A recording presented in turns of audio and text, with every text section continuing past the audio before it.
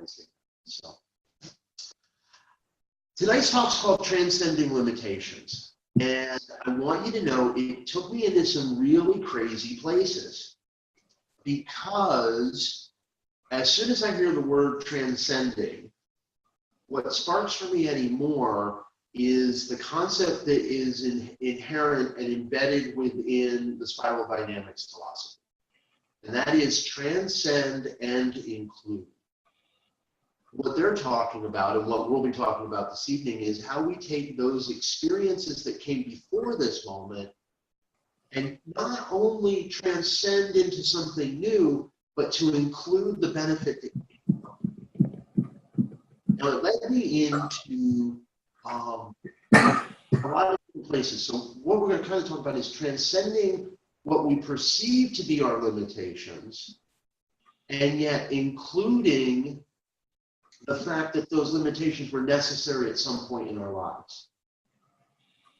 Keep in mind, everything that came before this day is absolutely necessary. It's absolutely vital to the experience that we're having right now, to all that we are about to become.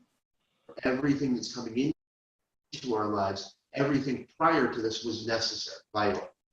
And I jumped into some definitions and some words, and one of the first ones I want to start out with tonight is evolution. You hear me use that word a lot. There's a lot of words I use a lot. Evolution, consciousness, transcending, transcendence.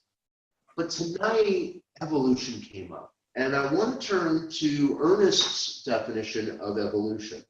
It's a little long. I'm going to read through it, and then we'll touch on a couple of points. Evolution, the passing of spirit into form. All emerge from that one whose being is ever present and whose life, robed in numberless forms, is manifest throughout creation. Passing of spirit. Now, spirit, by Holmes, is another word for God. And as you've heard me say, there's over 160 some odd different names for God in this book. So whatever your name is for that infinite power, that unlimited intelligence, that all presence, that's God. And whatever word you use, or whatever label name, feel free to translate as we go along. So all emerge, all of us, all of life, everything everywhere emerges from that one, from the one whose being is ever present and whose life, that's all God, who robed in numberless forms, still God, is manifest through all creation. Well, that's a redundant statement. Creation is the logical result of the outpush of life into self-expression. Now here again, he's using life as if it were God. So creation is the logical result of the outpush of God into self-expression. It is the coming forth of spirit into manifestation. The unfoldment of first cause is what we call evolution. Since the idea is still in an unfolding state, it appears as though we live in an imperfect universe. Or about it doesn't appear that it's working. And yet it is. Because it is, since the idea is still in an unfolding state, this grand idea, we're going to talk more about the idea as we go along tonight. Evolution is the time and the process through which an idea unfolds to a higher state of manifestation. And since ideas are divine realities, evolution will go on forever. The really important part I want you to catch in that is it's the time and the process through which an idea unfolds to a higher state of manifestation, a higher state of being. And so we have an idea. Hi. Touch on a couple of subjects tonight that are pushing some serious buttons. At one point, we had an idea that men had to use one restroom and women had to use a different restroom. And now, what I believe is there's an evolution of that happening. And over time, and through the process of coming, my opinion, of coming to a deeper sense of oneness, a deeper sense of inclusivity, that idea of separation is expressing itself, it's unfolding itself to a higher state of consciousness. a higher state of manifestation. So all these bathroom laws that are going around right now, they have creating this huge debate because people are afraid that some guy is going to walk into a woman's room and abuse a child. It doesn't happen. It doesn't. What happens is someone with a physiological image of man creates an identity that looks like woman, and so it's a woman walking into the bathroom. It's not some guy in jack boots and a big beard and huge muscle. Those guys don't walk into the women's room. And if they do, that's against the law.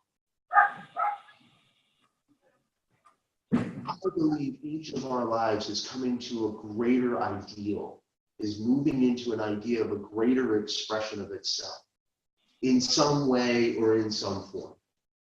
So we get this sense of an evolution. If you think of it, we transcend and include. We started by walking, and walking becomes running. Now, just because I learned how to run doesn't mean I give up walking. But I had to walk before I could run. Diversity leads to inclusivity. I had to start with a concept, an ideal in my mind, a concept that diversity is out there, that even though we are all one, we each express in a unique and divine way. And then that leads me to an understanding that diversity still holds a piece of separation, where inclusivity evolves the idea of diversity into a higher state, where it's more than just okay for you to be you, it's absolutely vital for you to be you. And I have to give up my judgments to let go, to move from that diversity to the inclusivity. Much like a child has to release that sense of safety when they move from walking to running.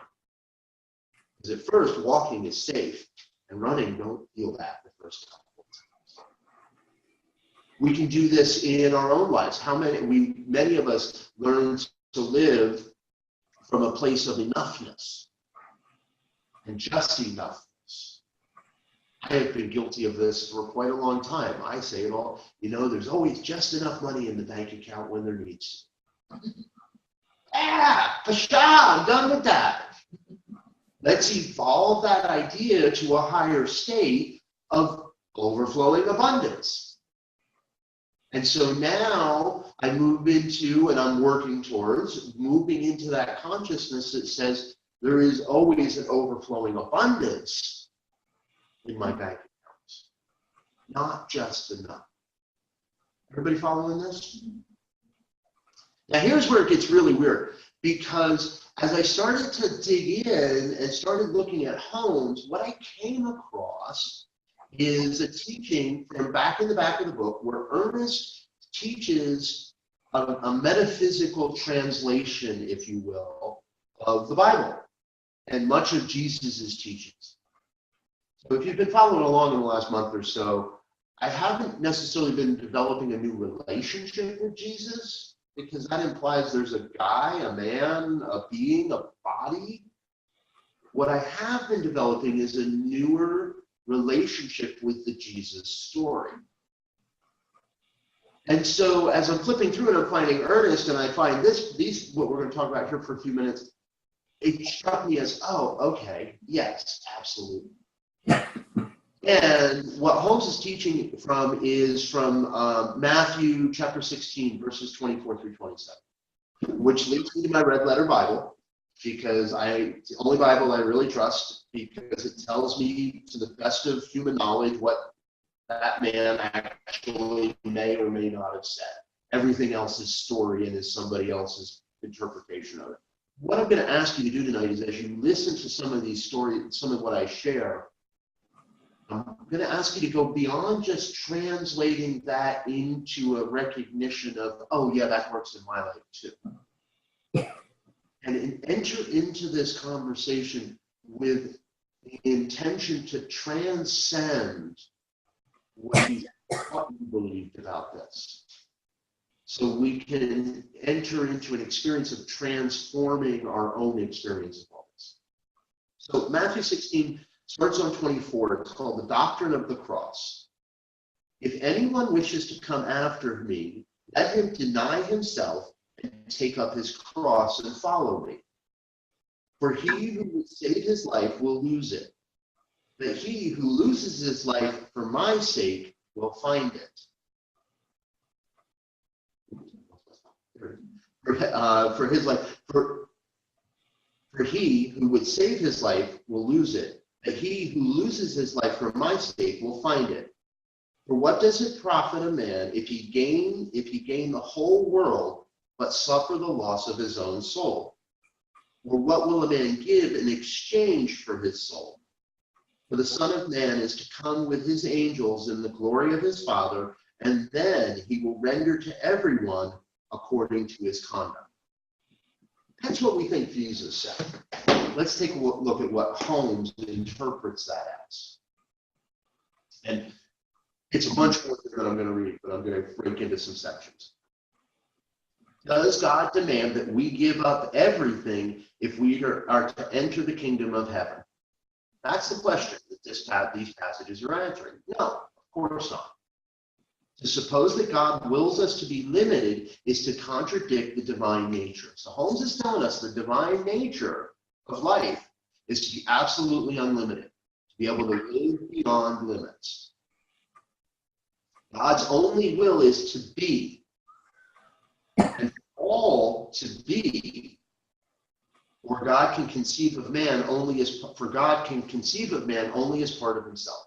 So God only sees each one of us through its eyes as a divine emanation of itself, as a divine expression of itself. We are therefore God blobs, God beings.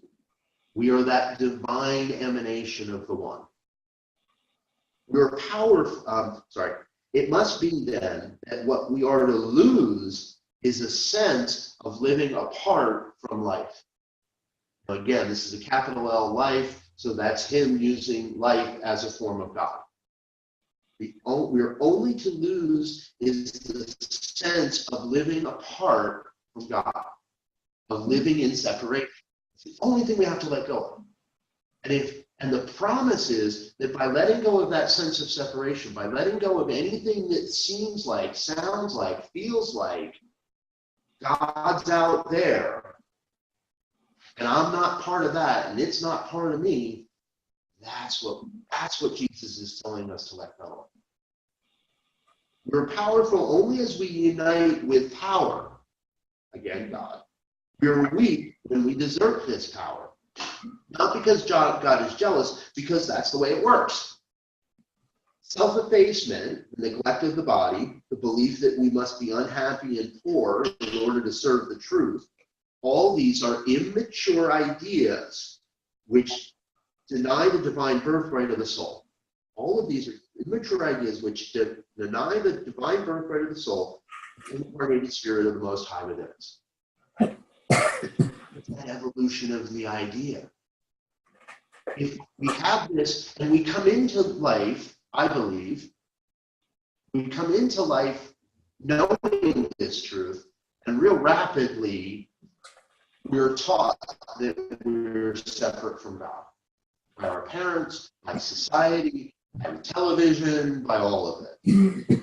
Now, it's not that anybody's setting out purposely to try to hurt us.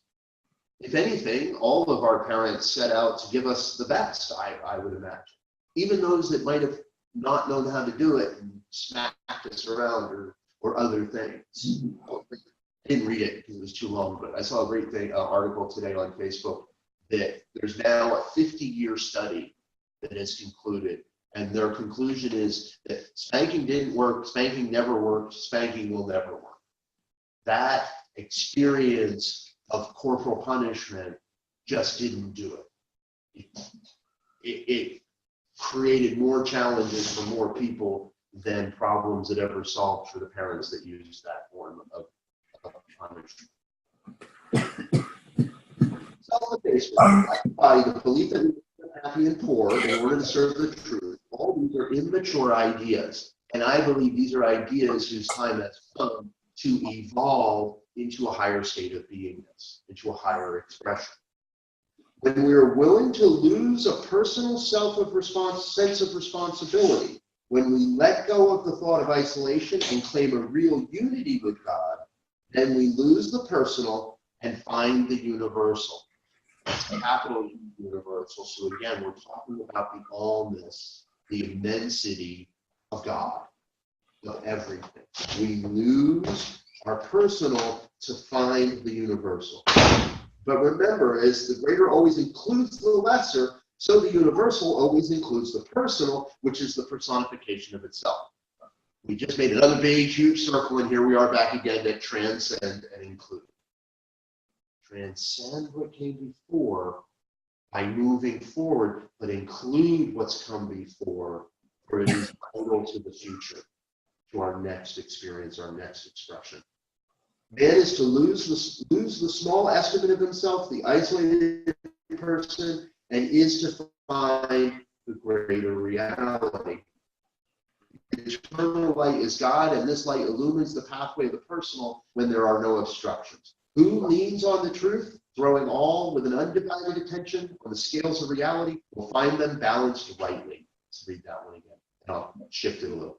When we lean on truth, absolute universal truth, when we really lean on truth, then the scales of reality must balance themselves rightly through the great law of compensation, which weighs and measures everything exactly as it is. This is that part that Jesus is talking about at the very end, 27. For the Son of Man come with his angels in the glory of his Father, and then he will render to everyone according to his conduct. So the power, the presence, the intelligence, this infinite wisdom, this allness, this experience that we label as God because it's handy and it's easy, and honestly, it creates a hell of a lot of confusion. Because anybody that is alive has and studied any sort of faith-based experience, any sort of faith-based philosophy, God got put up on a shelf as a guy. The big white guy with the beard in the heavens, who casts down judgment upon us based on some unwritten, unknowable law, or based on some law that people would say is hidden within the holy verses, within the scripture. No, the law is within us. It's that peace within us, that consciousness within us. And it is based on the consciousness we present that gives us the return. Here I am back at our transgender bathroom conversation, right? Because again, these are not people that are presenting themselves as male walking into a woman's bathroom.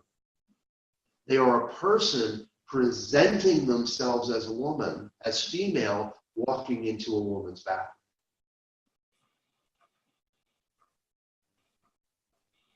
Spiritual evolution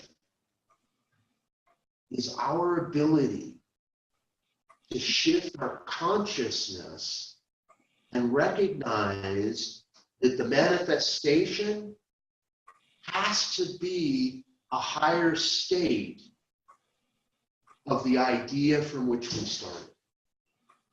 As I shift my consciousness from the state I'm in to the state I believe as true, then the manifestation has to follow.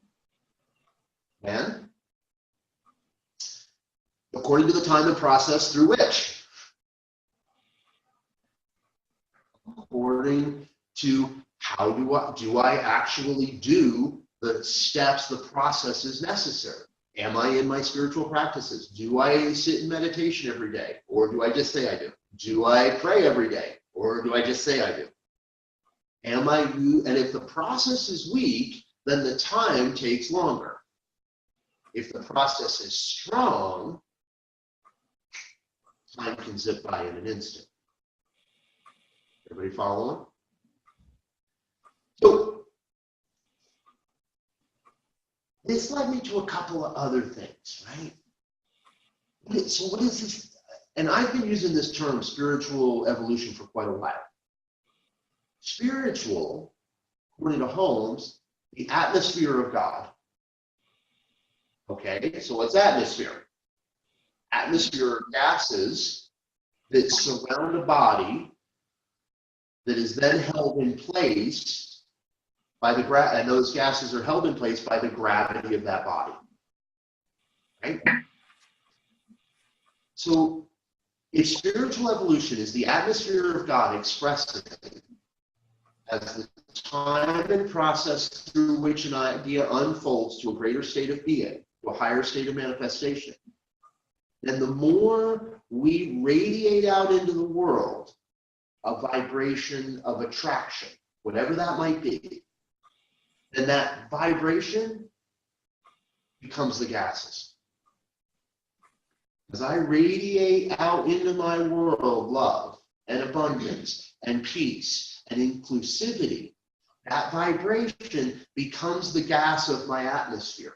And how is it held around me? Based on the gravity of my being.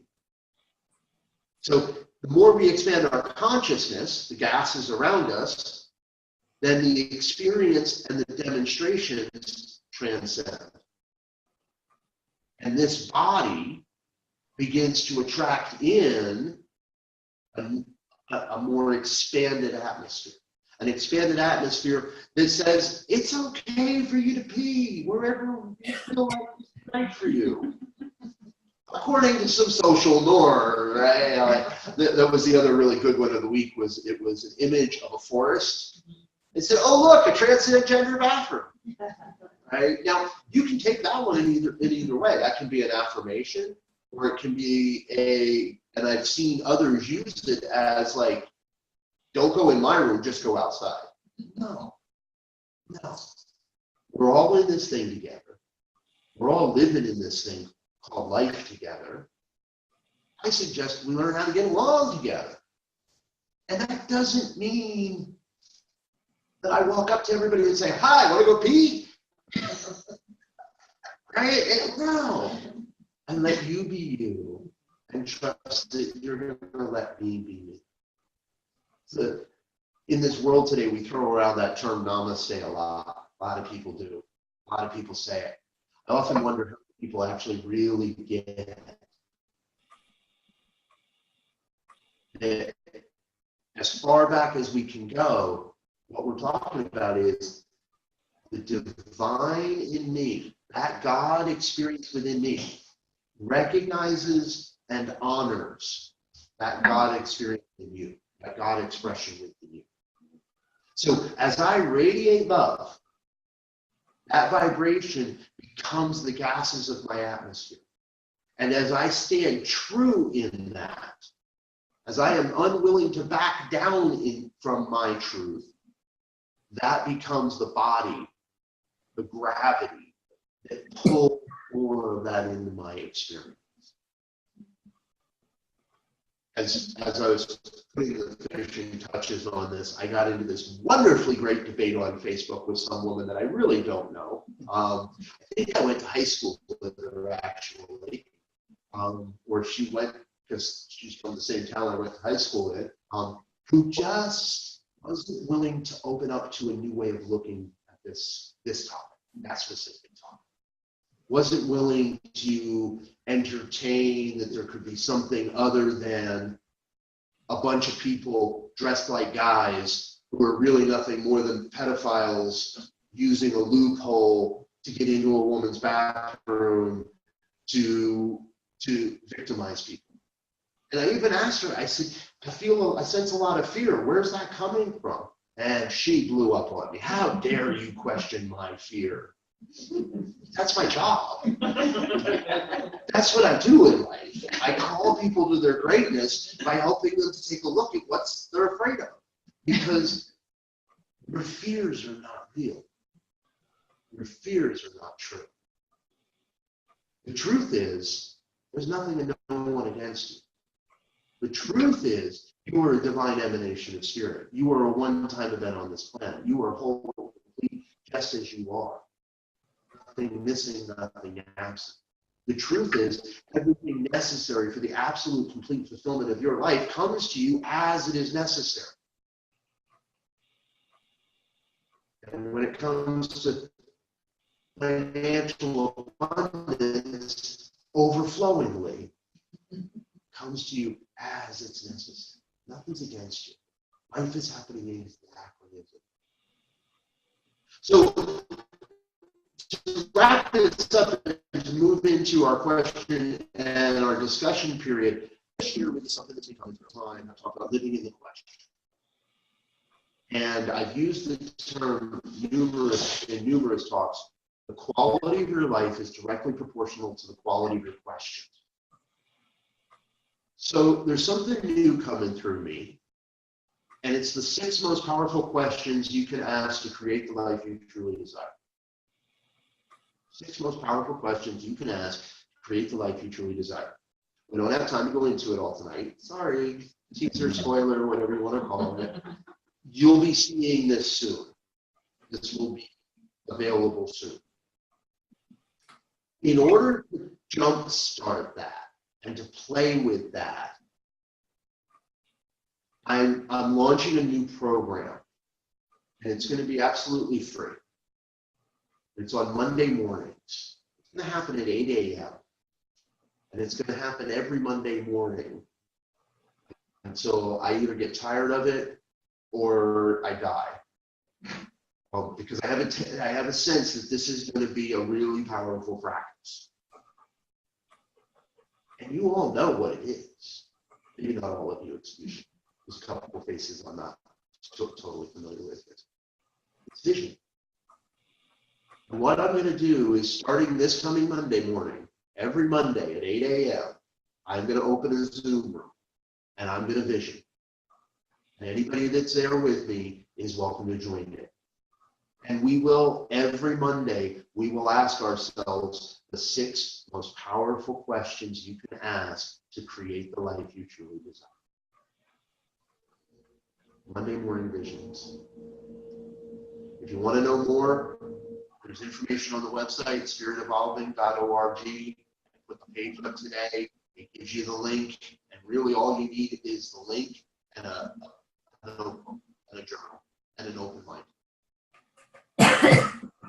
Phone with Android, you can call in if you don't have a computer or you don't want to be on the computer in the morning. You can call in through a phone line. All the information is on the website, spiritevolving.org. There's a link near the top. Monday morning visions. I invite you to come be a part of developing a spiritual practice of asking yourself these 6 most powerful questions. What I trust is that as you do, the spiritual atmosphere of God that is you will evolve. It'll evolve into that which you truly desire. If you don't know what that is. So, comments, questions, complaints, moans, groans, gripes? How we doing? Yes.